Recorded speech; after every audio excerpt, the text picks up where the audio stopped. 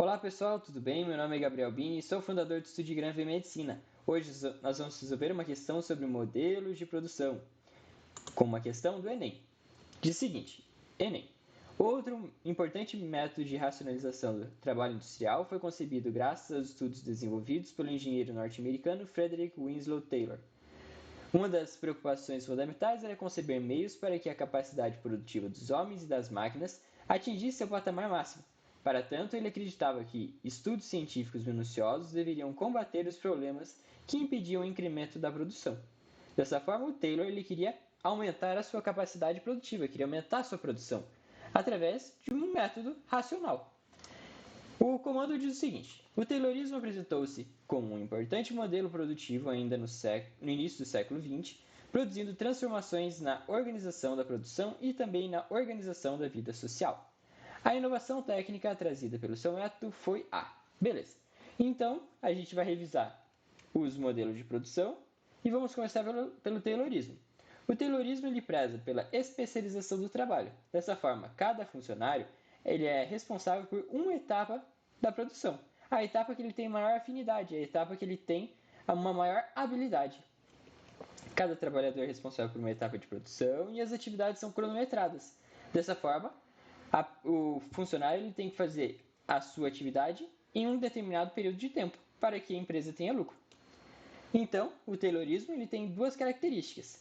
Taylorismo, T de time, de tempo, ou seja, são atividades cronometradas, e também especialização do trabalho, em que cada trabalhador é responsável por uma etapa da produção, aquela que ele tem uma maior afinidade, aquela que ele tem uma maior desenvoltura, uma maior habilidade. E aqui a gente tem uma imagem clássica do Taylorismo.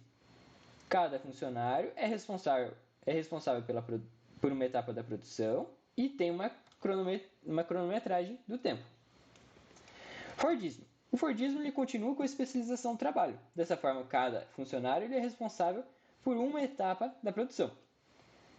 Só que agora a gente tem uma linha de produção, com uma esteira de produção. Essa esteira de produção que vai ditar o ritmo do empregado. Vai ditar o ritmo do funcionário para que ele trabalhe no ritmo da linha de produção. Se ele esquecer de fazer a sua atividade, vai atrapalhar toda a linha de produção. E o Fordismo tem uma ideia de criação de produtos padrão, a fim de estimular o consumo em massa. Por exemplo, a Ford, antigamente, ela produzia apenas o modelo Ford T. E não tinha tantas cores, só tinha a cor preta. Dessa forma, ele criava produtos padrão, ou seja, Ford T da cor preta, e estimulava o consumo em massa, já que ele produzia vários carros, várias quantidades de carro, muita quantidade de carro do mesmo modelo, para que ele conseguisse vender cada vez mais os seus produtos. Toyotismo.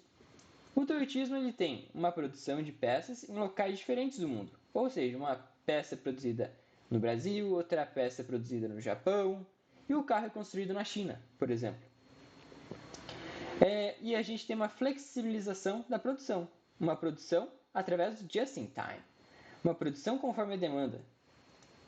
E a gente tem uma flexibilização também da produção no sentido de que a gente tem carros de várias cores, vários modelos, com ferramentas novas nos carros, tecnologias novas.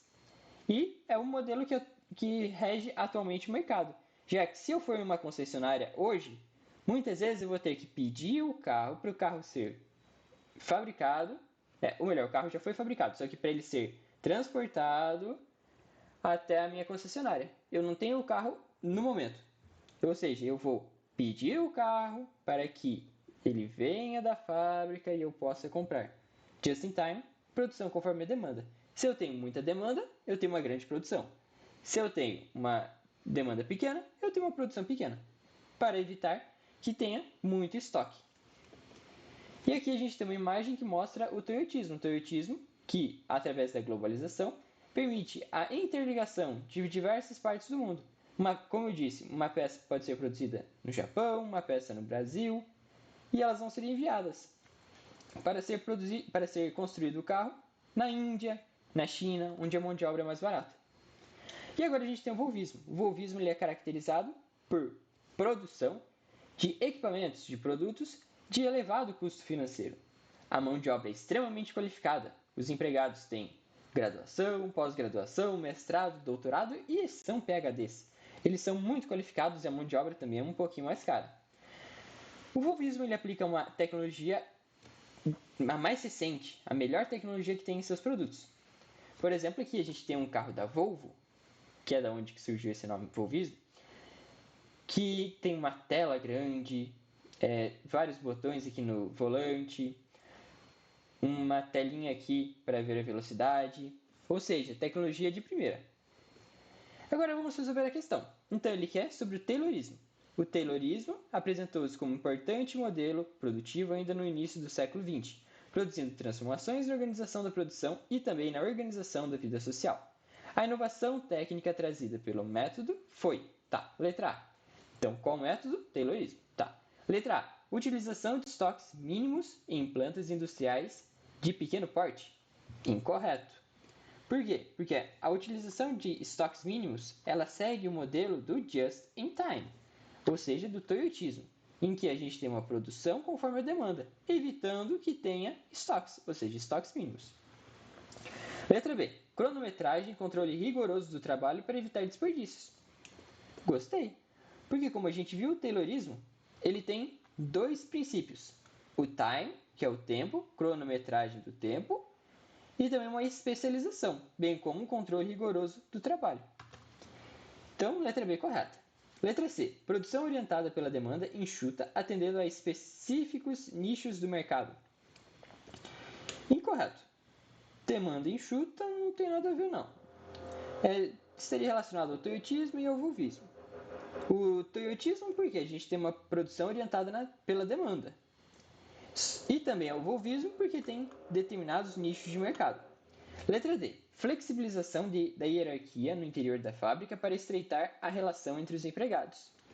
Então, aqui seria mais o volvismo, porque a gente tem produtos de alta qualidade, alto custo financeiro, e a gente tem uma relação não tanto hierárquica, mas sim de uma cooperação, que as ideias diferentes elas se complementam. Então seria mais o volvismo e não o taylorismo. Letra E. Polivalência dos trabalhadores que passaram a realizar funções diversificadas em uma mesma jornada. Incorreto, porque a polivalência dos trabalhadores ela não é tão importante para a produção industrial.